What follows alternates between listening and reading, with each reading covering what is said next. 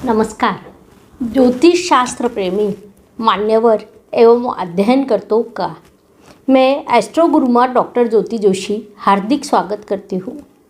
ज्योतिष शास्त्र के प्रचार प्रसार हेतु एवं इस अनमोल शास्त्र को घर घर तक पहुँचाने के लिए हमने यह ऑनलाइन निःशुल्क ज्योतिष शास्त्र सर्टिफिकेट कोर्स शुरू किया है। हमें खुशी है हमारे द्वारा किए गए इन प्रयासों का आप बड़े उत्साह से लाभ उठा रहे हैं।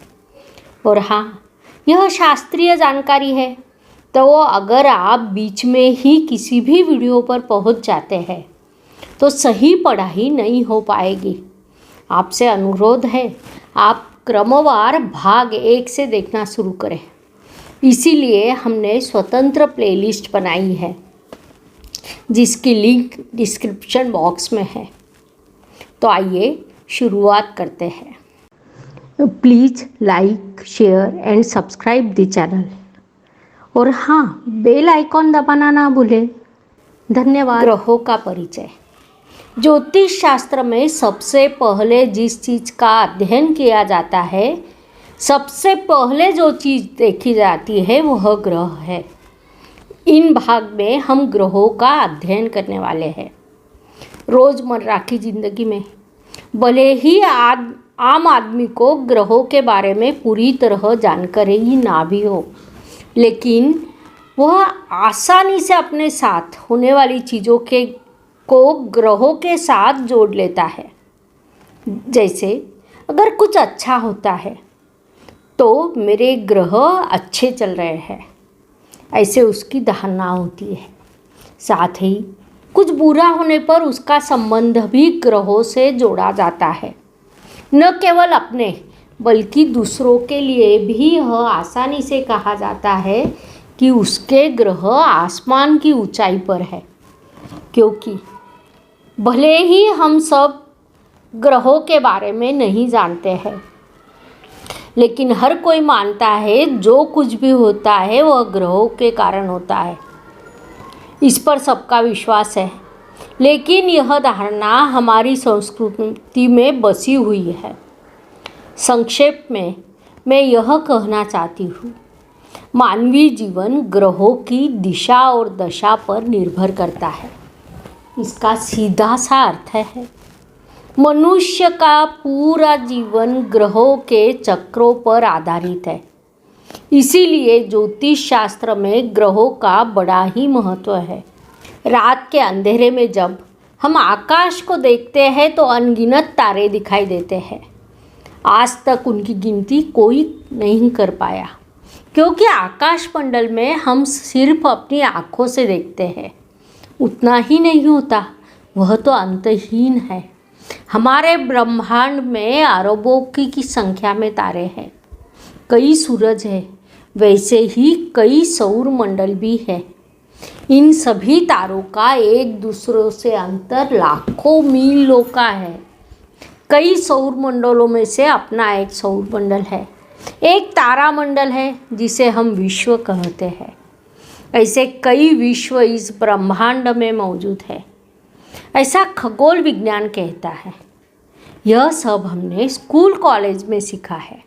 साथ ही हमारे सौर मंडल में कुल 12 ग्रह है, जिसे आज का आधुनिक विज्ञान भी स्वीकार करता है, जिनके बारे में हमने सीखा है। आज फिर से हम उनके बारे में नए सिरे से सीखने की कोशिश करेंगे। सिर्फ ग्रहों की पहचान नहीं, बल्कि उन चीज़ों का भी अध्ययन करेंगे जिनके बारे में हम नहीं जानते हैं। हमारे सौर मंडल में सूर्य, चंद्र, मंगल, बुध, बृहस्पति, शुक्र, शनि, राहु, केतु, हर्षल, नेपच्यून और प्लूटो, यह 12 ग्रह है। इनमें से पहले 7 ग्रह यानी सूर्य, चंद्र, मंगल, बुध, बृहस्पति, शुक्र और शनि है। राहु और केतु, इन 2 ग्रहों को छाया ग्रह कहा जाता है। हर्षल और नेपच्यून, प्लूटो आज के प्रचलित ग्रह है। सूर्य को सभी ग्रहों का राजा कहा जाता है। वह केंद्र स्थान में स्थिर होता है। सौर मंडल के अन्य सभी ग्रह लगातार इसके चारों ओर भ्रमण करते रहते हैं। चूंकि सूर्य स्थिर है, इसीलिए उसे खगोल विज्ञान में एक तारा माना जाता है। सूर्य की अपनी ग्रहमाला है। उसमें कई ग्रह है जो ग्रह आकार में छोटे छोटे होते हैं, उन्हें लघु ग्रह कहते हैं। उसमें ही बुध, शुक्र, मंगल, बृहस्पति, शनि, हर्षुल, नेपच्यून, यह 7 बड़े ग्रह हैं।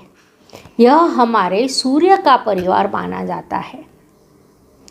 अपना फल ज्योतिष पूरी तरह से सौर मंडल के इन ग्रहों के गुणधर्म, विशेषता, गति और उनके ब्रह्मांड पर पड़ने वाले प्रभाव पर निर्भर करता है।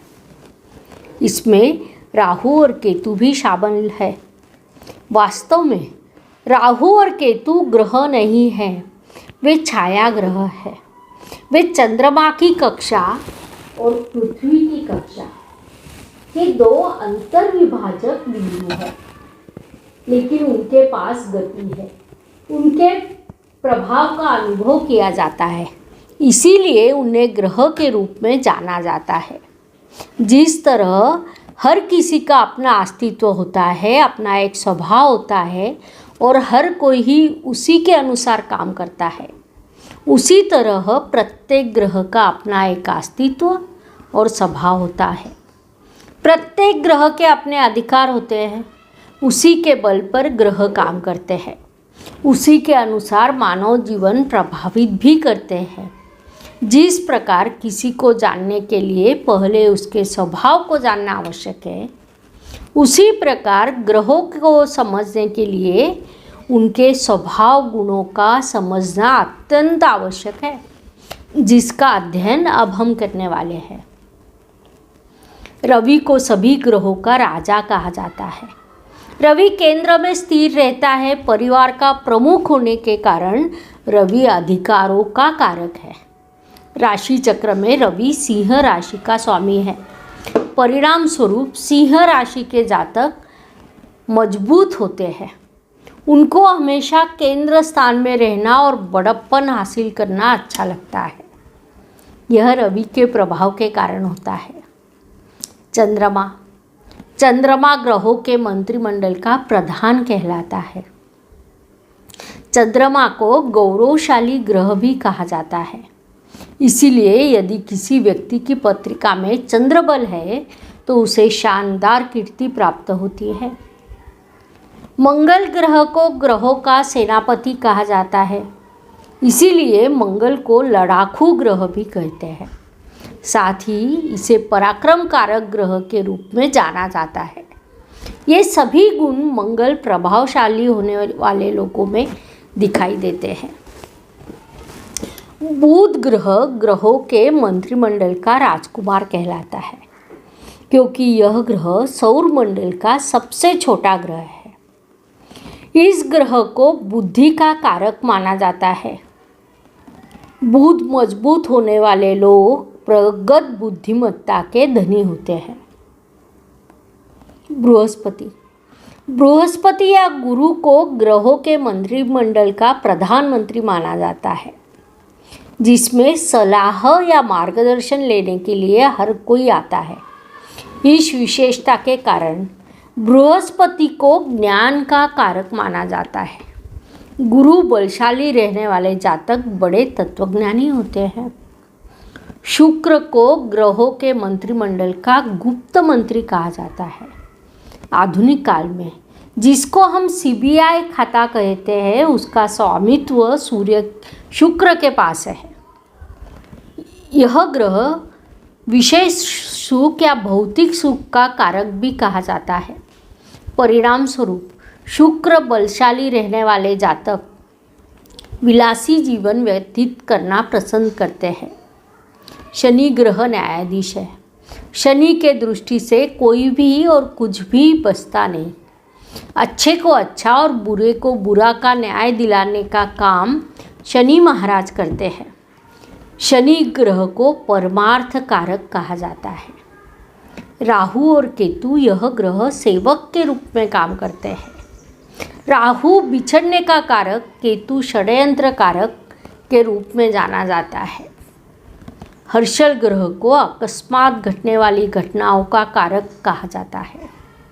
मनुष्य जीवन में अकस्मात जो भी घटनाएं, दुर्घटनाएं होती है वह इस ग्रह के कारण होती है।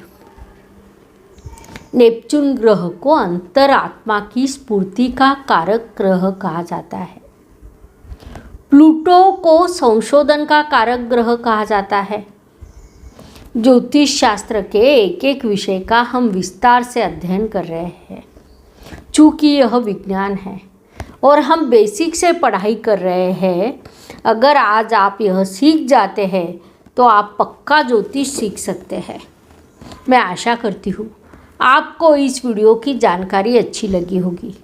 ज्योतिष के प्रति आपके मन में सम्मान बढ़ा होगा, यह सीखने के लिए उत्साह भी बढ़ा होगा। लेकिन यह भी सच है कि यह वैज्ञानिक जानकारी है, एक बार सुनने से समझने की संभावना कम है। इसलिए वीडियो फिर से तब तक देखें जब तक विषय पूरी तरह समझ में ना आए। अगर फिर भी आपका कोई सवाल है तो आप मुझे कमेंट बॉक्स में ज़रूर पूछें। आप स्क्रीन पर कुछ और वीडियो देख सकते हैं। ज्योतिष के अध्ययन के लिए यह भी बहुत महत्वपूर्ण है, तो उनका भी आप लाभ उठाएं। ज्योतिष का अध्ययन करते रहें और अगले वीडियो की प्रतीक्षा करें। धन्यवाद। जय ज्योतिष। Please like, share and subscribe the channel. और हाँ, बेल आइकॉन दबाना ना भूलें। धन्यवाद।